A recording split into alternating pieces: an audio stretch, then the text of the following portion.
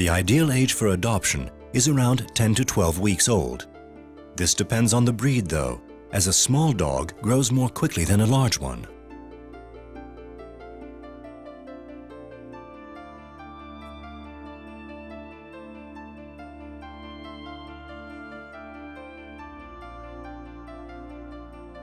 Generally speaking, you should avoid removing a puppy if he has just been weaned. Before the age of 9 weeks, he's still not yet fully familiar with the language of his species. You should also avoid waiting too long. After 4 months, it can be very difficult for the dog to adapt to new surroundings, which differ from those that he's previously known. On the other hand, if the puppy has had plenty of opportunities to learn and to develop new contacts, there is no hurry to separate him from his mother. This is why in certain circumstances, adopting an older puppy can help him to settle into his new environment more easily.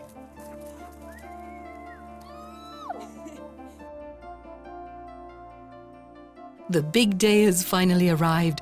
The family can't wait to choose their new puppy.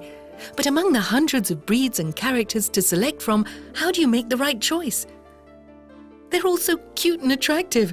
Choosing is no easy matter. Before buying or adopting a puppy, it's important to check that when the dog reaches adulthood, this faithful day-to-day companion will be able to adapt to his master's lifestyle, and vice versa.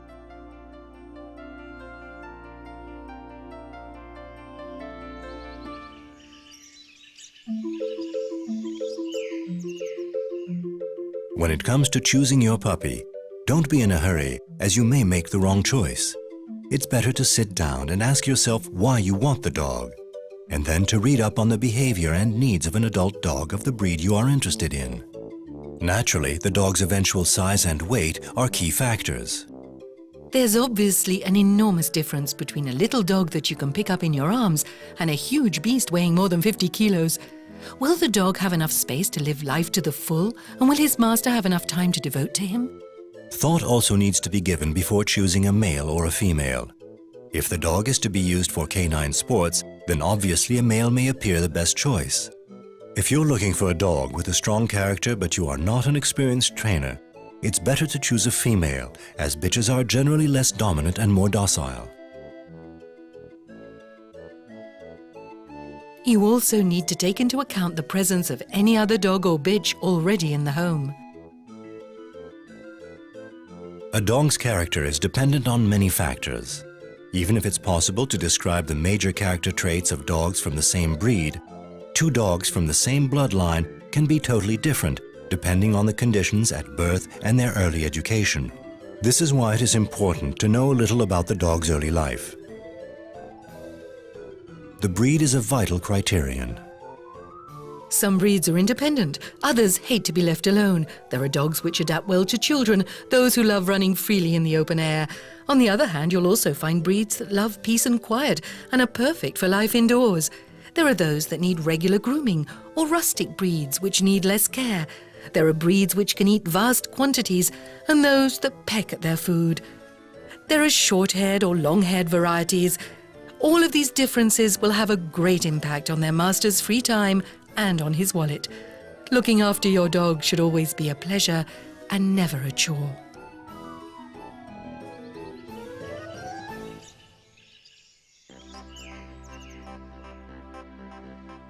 Regardless of the breed, every dog is an individual with its own particular character.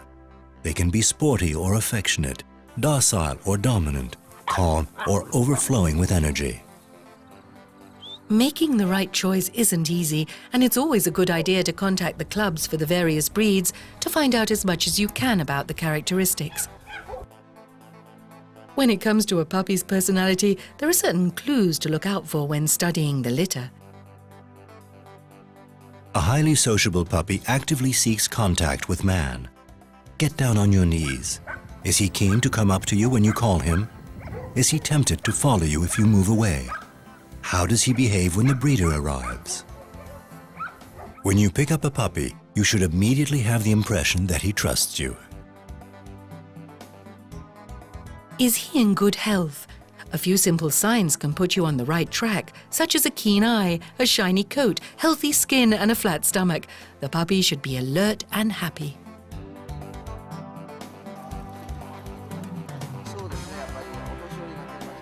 Be sure to have a serious discussion with the person selling the dog. Is he in a hurry? This could be a bad sign. If he is conscientious, he'll take his time and ask a lot of questions about you as a future owner to be sure that he is sending the dog to a good home. He'll provide you with a wealth of information about how the dogs have been raised, their upkeep, and their characteristics. So, have you made your choice? Are the dog's papers all in order? Have his vaccinations been carried out? Is he properly tattooed? You should leave with a certificate of sale and an up-to-date vaccination booklet. If it's a pedigree dog, the vendor will also supply you with a document confirming that you will shortly receive the birth certificate and, in many countries, the identification card in the National Canine Database. Where tattooing is concerned, this can be carried out in two ways, either using ink inside the flap of the ear or around the groin, or else by painlessly inserting a microchip under the skin, which is readable using a special instrument. All that remains now is to choose a name for your new family member and to show him his new home. His name should be short and no more than 2 syllables. It should be catchy, so that he can remember it easily. It's better to call your dog Blog rather than Baltimore. The only restriction is that the first letter of the name should correspond to the year in which the dog was born. In 2006, it's the letter B.